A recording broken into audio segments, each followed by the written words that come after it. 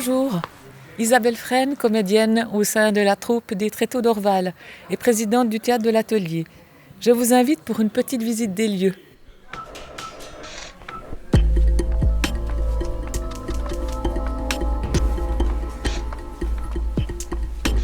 C'est un très vieux bâtiment qui date de 1917. À l'époque, c'était un atelier de mécanique. C'est un vieux rêve de posséder notre propre lieu. Bonsoir. D'accord, c'est la dernière fois. Tu veux garder cet argent, Fred? Mais tu l'as gagné, Fred. Il est à toi, ce chèque. Je vais chercher mes costumes. Ok.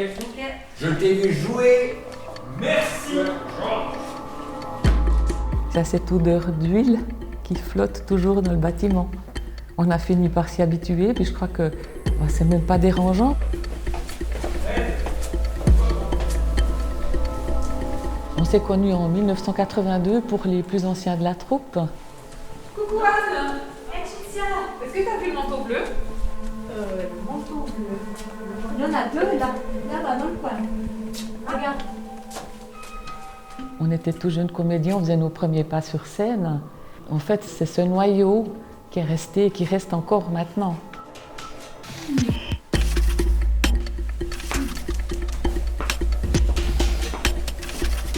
Ça s'acquiert petit à petit. On doit toujours remettre l'ouvrage sur le métier. Il ne faut pas qu'on se dise, c'est comme ça et ça ne bougera plus. C'est important d'essayer d'évoluer, même après 40 ans de scène. C'est un lieu où on peut un peu oublier ses soucis de la vie quotidienne. On est dans notre monde comme ça, on est ailleurs. On parle un peu de tout. On rit beaucoup aussi, on déconne pas mal. Et ça, c'est très important. Ok, bon, j'écoute.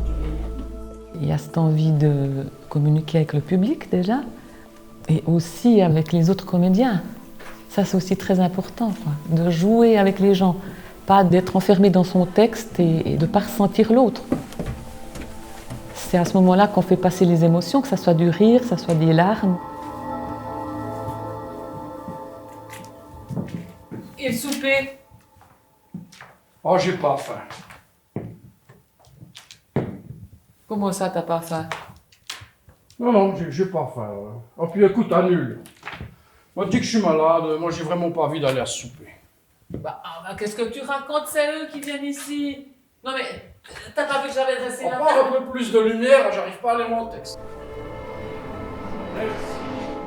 On voulait un lieu où les gens se sentent bien, un petit cocon.